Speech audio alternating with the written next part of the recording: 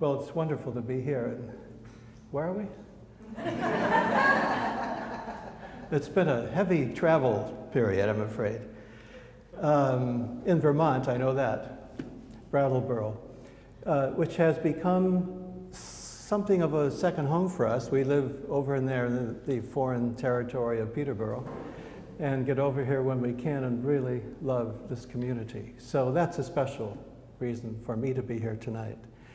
And I'm going to talk to you tonight about a subject I've never talked about before. So we're going to be working with you as we go and trying to figure out if what I say makes any sense even to me as we go. I'm really exploring something here. I want to talk to you about art and dream. But as I thought about it, I don't want to just discuss with you artists who have painted their dreams. I mean, that is very interesting. But it's not really what I'd like to talk to you about. I'd like to talk more about, at a deeper level, I think, at a more essential level, what's going on in dreams and what deep relationship or what substantive relationship does it have with art? Why bother? Why think about our dreams and why think about them in relation to art? The first thing that I want to say about it is that I think I do this too often these days. I complain about modern life. It's terrible. I have felt for years that I should have been born in the 15th century, and I still feel that way. And it's not a good thought. I don't recommend it to anybody, but it's the way I feel. So I want to complain a bit, if I can, starting out. And what the problem is, as I see it, is that we, in this 21st century now, all of us are influenced so much by the style of living and the style of thinking that has come with success of science and technology, especially. So it's not just that we have great machines and that science has learned so much that's of great value to us. It's that kind of living, that way of looking at the world that science shows us, and that technology teaches us, that style, is what Joseph Campbell called years ago a mythology. It's our myth. It's the mythology that we live. A mythology is not just a story told by other people. Usually, I know Campbell used to say this, that someone else has their mythology. We don't. We never think about our thoughts and the narrative that we live as our mythology. It's always the other people that have their myth. But clearly, we also have our mythology. But by that I mean a narrative, stories, images, thoughts, values that are deep and largely unconscious. We don't reflect on them very much. And yet they influence everything that we do. In that context, I think it's difficult to talk about dreams. Because automatically, just because of the world in which we live, we ask the wrong questions, I think. We want to find out what causes dreams, or how many people dream such and such a dream, or even we want to know what a dream means. I think even that is the wrong question, ultimately. Although I ask it all the time. It's still the wrong question, I think. And that's what I want to explore here, to see if we can find out a better question to ask about dreams. Now, the first image that I'm showing you here, I just have a few images. The first image I'm showing you is by Odile Redon, who himself was very interested in dreams and his own dreams, and in fact live a rather dreamy life. And if you know his paintings, they are almost all very dreamlike. Dreamlike in the sense that they have a certain, what some artists would call obscure quality. I shouldn't use that word, oscuro, which means dark. It doesn't mean obscure in the sense it's hard to understand them, but dark, that you're going into a cave when you look at them. You go into a dark place. And there is that aspect of dream that we find with him. Now, the other thing I'd like you to notice before we even get started here, we're just looking at the image. The fact, maybe you noticed that she has a blue face. Now that's interesting. Do you know other figures that have blue faces? Krishna. Who else? One of the great images of the Buddha is called the Lapis Lazuli, Radiant Healing Buddha, or sometimes just the Healing Buddha. And he is all blue. His whole body is blue.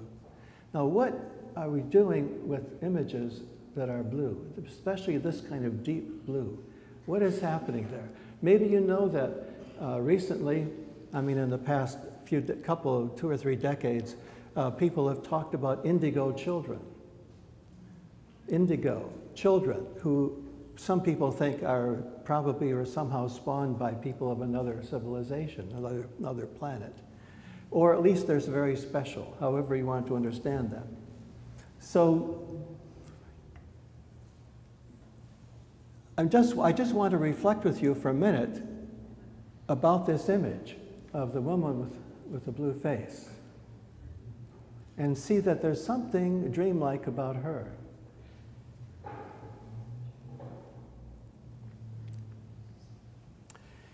So here's one thing I might say. As I say, I'm just trying to think this as I go. I think that one thing that dreams and art have in common is that in order for them to achieve what needs to be achieved, whether it's the dream or the art, there has to be some degree and style of deliteralizing.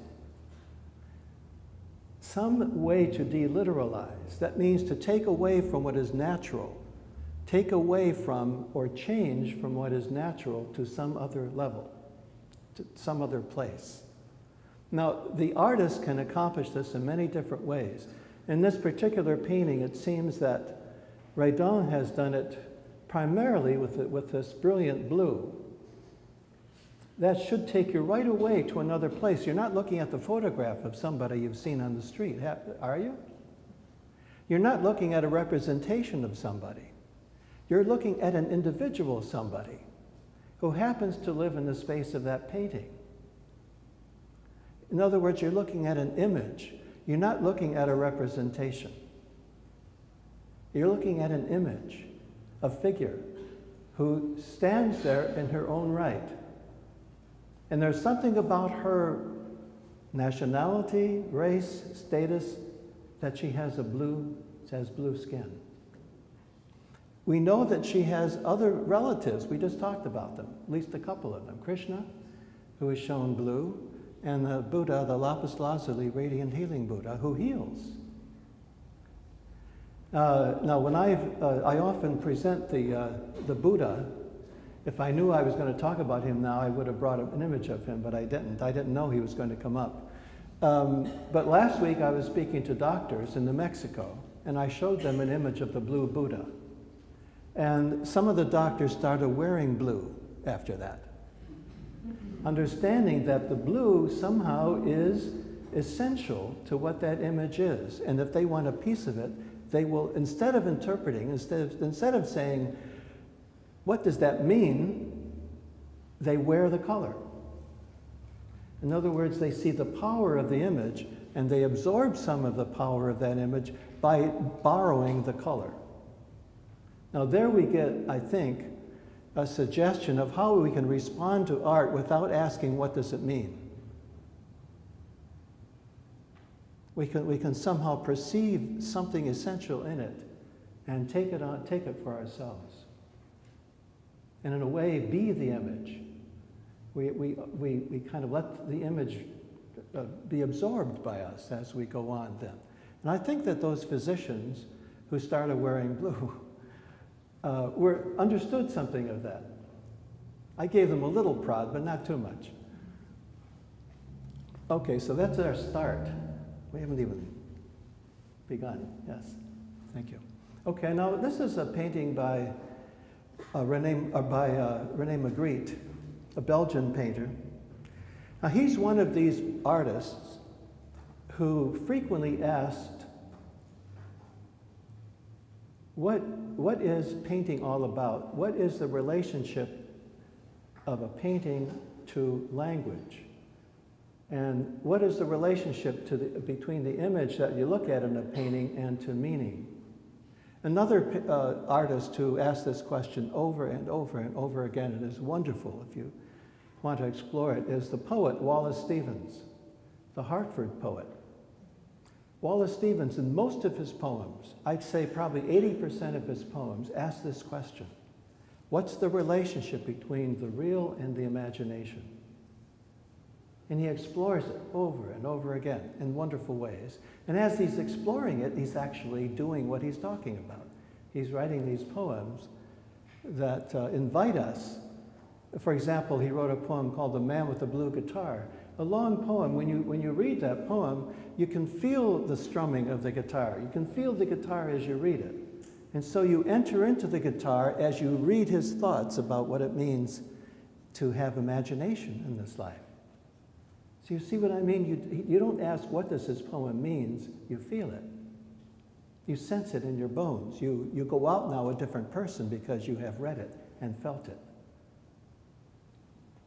So Magritte was very interested in these questions. He once said he's not a painter, he was a thinker who worked out his thoughts in paint. And I think that's probably very true of Magritte. Now, could I ask you what you see in this painting?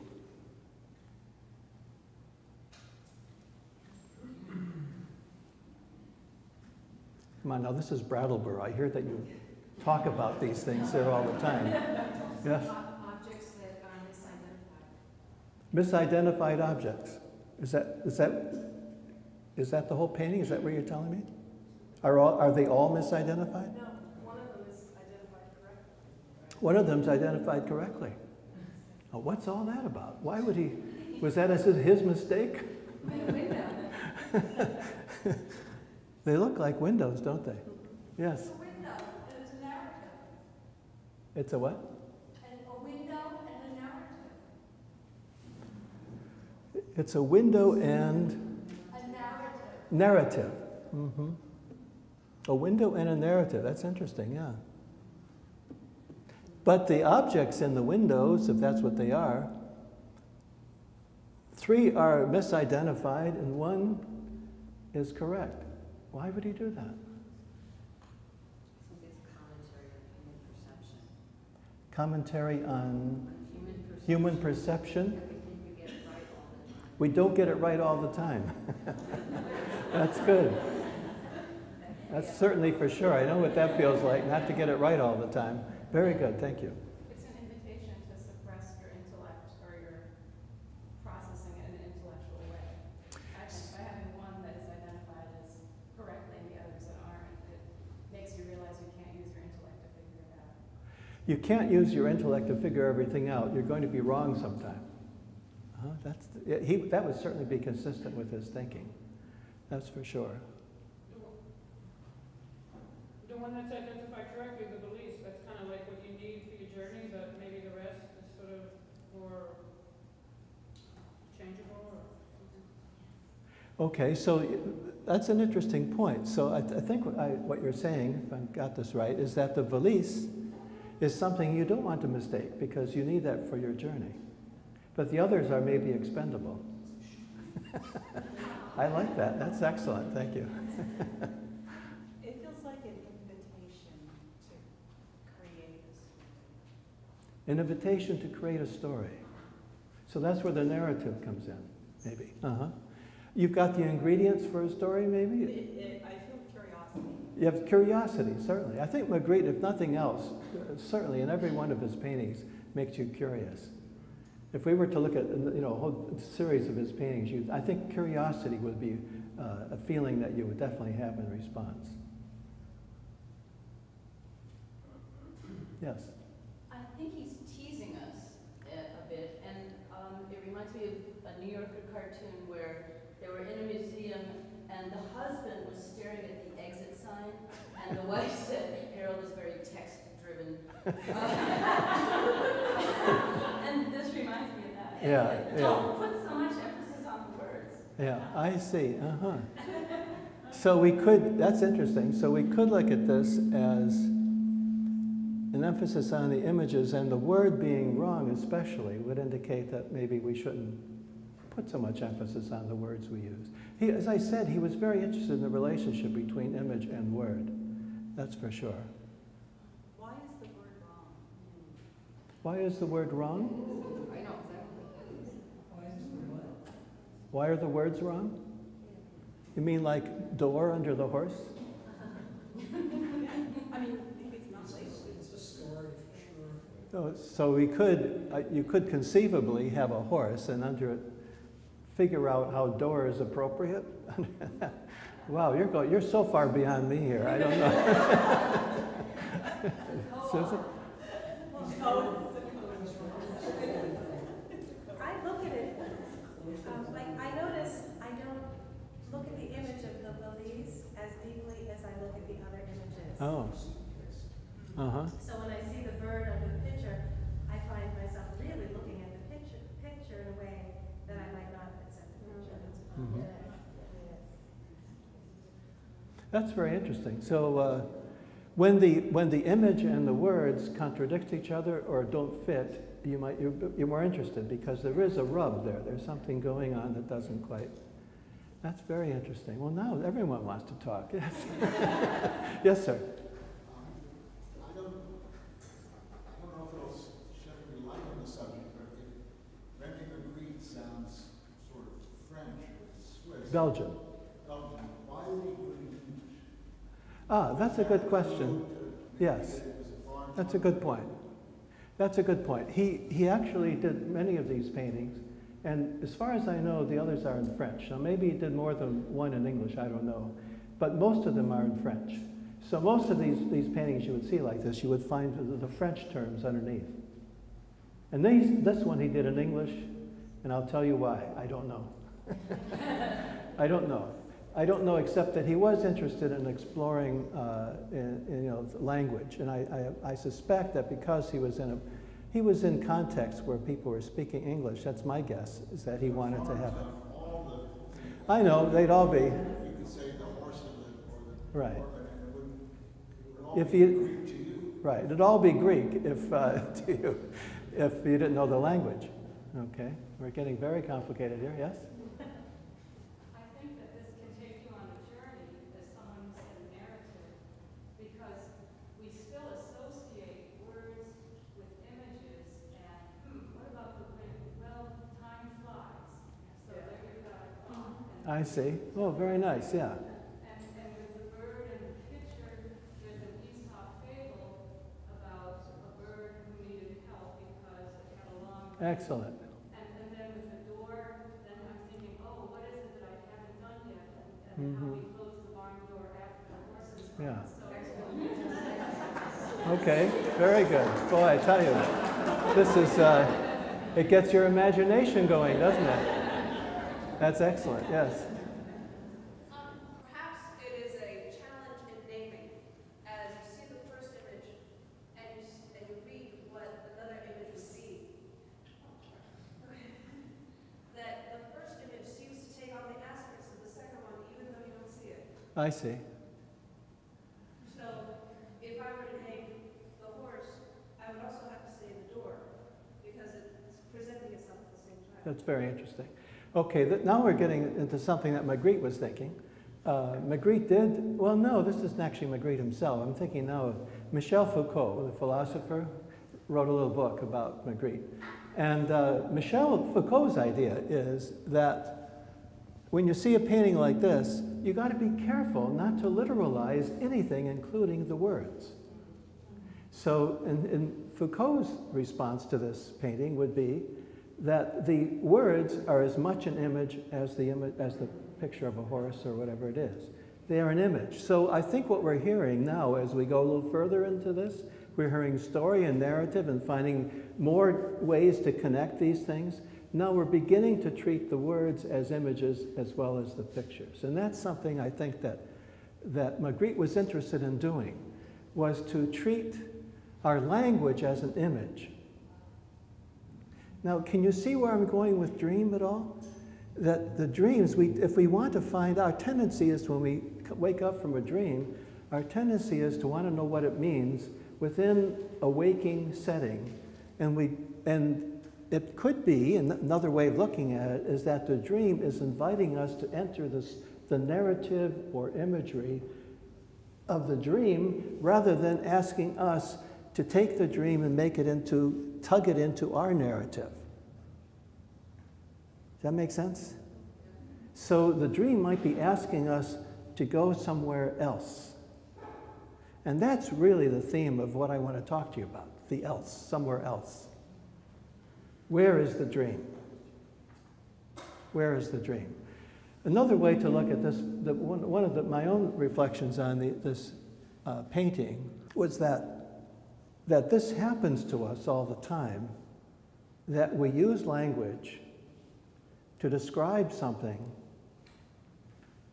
and we don't realize that we're really, in our language, we're talking about something else entirely. That is the underside of our language. It's as though our language itself, our words, have a dream side, have a dream to them. And so we think we know what we mean when we say something, but maybe we're meaning something quite different. Do you ever listen to somebody speak to you and they really mean the opposite of what they're saying? Or something very different from what they're saying? So the relationship in our daily life between our language, our words, and the things that are going on, and the things we're pointing to and describing, may be exactly like this painting. This painting may be a truer picture of how we talk and use language than if everything was correct. I can't believe it. You're still with me. That is fantastic. I'm not sure I'm with myself at this point. I had to think about that for a minute because that's not easy to get a hold of sometimes. Okay, can we see another slide, please? Now here's a painting. No, this is a photograph of Magritte himself. And obviously he chose to be photographed in this way, in front of a typical painting of his. Now here we are moving away from language and object to a sense of self. To a sense of self. Who am I? And my image of myself. So there he is standing in front of that painting. He sometimes would be photographed wearing that hat. That would be typical of him. But in this case, he decided not to wear it. So, what do you suppose, if I may ask you, was going on in this photograph? Why would he choose to do this?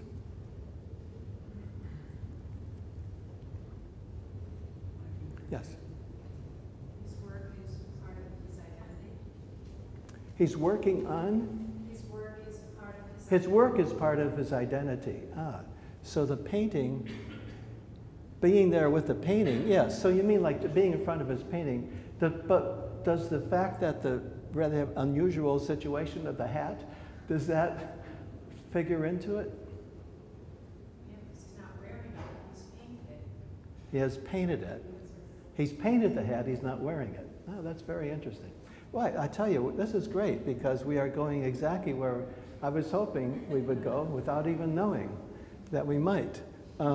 So as we'll see in the next image coming up, we'll see that the hat is there, but he's not wearing it. Instead, we have an image of a hat. Do you see here now all this about dream? Because dream and images, you know, in our relationship to our life, that's what this is all about. The way our dreams connect to our life is very similar to what we're talking about now. Here is this man standing in front of his painting. Maybe that's similar to a person narrating his or her dream. Here's my dream. Here's my image. I'm standing in front of my image. I'm telling you my dream. So if we could get some idea of what's happening with this photograph, we might have some insight into our dreams.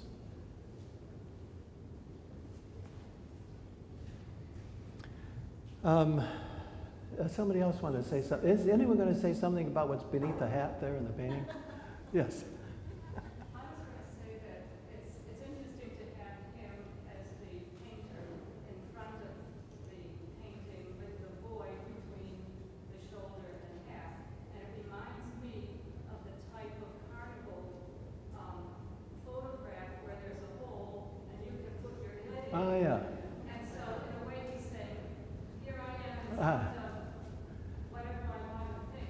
Uh-huh. Fill in the blank. Fill in the blank. That's interesting. It's almost like a shadow or a shadow self. It's almost like a shadow, but that's kind of a pretty good shadow, isn't it? I mean, that's interesting shadow. I think it too reminds me of some of his mirror paintings. A little bit like, he painted a lot of mirrors and people in front of mirrors. And as you can imagine, the people in front of the mirrors often were painted in such a way that they were facing in the wrong direction. I mean, it wasn't correct, you know. Physically, it wasn't correct, but there they are in front of the mirror. Yes? As I look at that, it feels like the way he's positioned himself has really animated that hat. It feels like it's just flown off his head. That's wonderful. So it looks like the way he's positioned himself, that the hat has a relationship to his head. And maybe, as you said, just flown off his head into the painting. That would really be good. That would really be fine. So that's very good. So there's a relationship between his head and that hat. Yeah. If you're going to show this to a student of art history, and you're just going to show them that picture, they would say, well, I know that's Magritte behind that, but who's that guy in front? Yes, of course, yeah.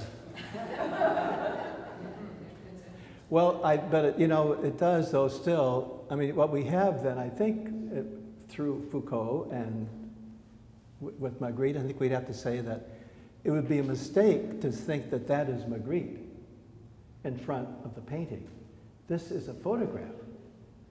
That is not Magritte. That's a photograph in front of a painting. We are dealing here with layers of imagery, which is a problem in dream work. It's a problem in dream work because it's so easy. Can you imagine? You wake up from a dream and you say, in my dream, I was in such and such a place. Well, what about the I? Is that I, when you talk about your dream, the I that's being photographed here, is it an image in front of an image? Do you see what I'm saying? When we talk about our dreams, what about the I in the dream? We talk about it as though I'm in the dream, as though this is really Magritte. It is not Magritte. That's an image. That resembles Magritte. You may not mistake him for Magritte, but it's not Magritte. Can we go to the next, excuse me, one more slide, and it'll all become clear.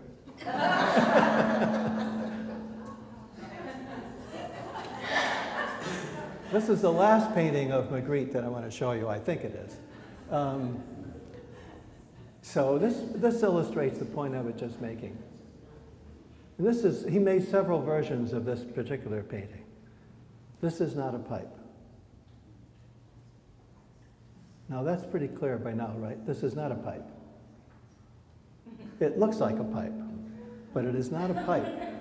If you can get this, I tell you, if you can grasp this, you have made several strides forward into your dream life. Because what you're doing, our confusion, the biggest problem we have with dreams is that we tend to confuse the actual with the dream world. There's some resistance to going into dream. There's some resistance to encountering dream as image. Somehow we want to make it real in our sense. We want to make it actual. But another way of looking at it, and this is a very, very old idea going back thousands of years. Some of the earliest Greek philosophers who wrote about the soul, and now I get talking about the soul. Some of the very earliest Greek philosophers who wrote about the soul said that the greatest benefit can come to the soul when the soul escapes the body and escapes reality, or the actual world. It's essential for the soul to escape the actual world. They said this in many different ways. And it's been misinterpreted to mean some kind of anti-body thing and some dualism. It doesn't mean that. What it means is that there are moments when it is useful, very useful for us as human beings to find a way to float out of the physical, to get out of the physical. Why else do we have all these elaborate forms of meditation? Why do we go to the movies? Why go into that dark space of the movies? I would think, except that what I like about the movies is that your soul then can float. Don't quote me on that, but you know, people wouldn't understand that. But you see what I mean now, talking about the Greeks, what they had in mind, that this experience alone of the soul is not having to be fettered by the physical and actual. It's like food for the soul. It's like popcorn for the soul, if you're in the movie theater. It's that kind of thing. It's that it gives the soul its pleasure and its nourishment to escape the limitations of the physical and the actual. So here we have Magritte telling us that this is not a pipe, because we often confuse these things. We confuse images for the actual, and he's trying to remind us that this is not a pipe. Foucault, writing about this, he wrote a book called This Is Not a Pipe. Foucault says, as I said before, not only the pipe, but this is not a pipe is an image. Don't take that too seriously. Don't get caught in that mistake. That's the exit story, right? Don't get caught in that. That's a little crazy. But in a way, we're all looking at the exit sign when we're looking for meaning. We're all looking at the exit sign because we want to know something that we can understand, that can be put into a concept. Isn't that what we do with dreams? I mean, I hear that all the time. What does this dream mean? What does this dream mean? What is it? Well, maybe that's not the question. And Magritte is a great aid to helping us with that. Now, this is just a little picture. I was in, as I said, I was in New Mexico last week talking to doctors, and the last session was at sitting around tables at dinner, around tables, and the person next to me said to me, "Could you recommend a good book that would tell me all the images of my dreams and tell me what they mean? Like if I dream of a rat, what does that mean? If I dream of a mouse, what does that mean?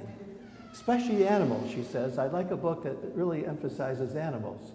Now, there are lots of books like this, A to Z, dream symbols.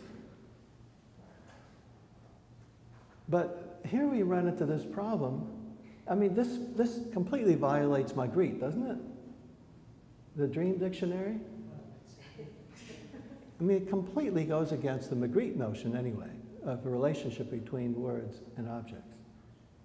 I wish I had had a little postcard of that painting of the windows to show her right away and say, "Here, contemplate this for a while."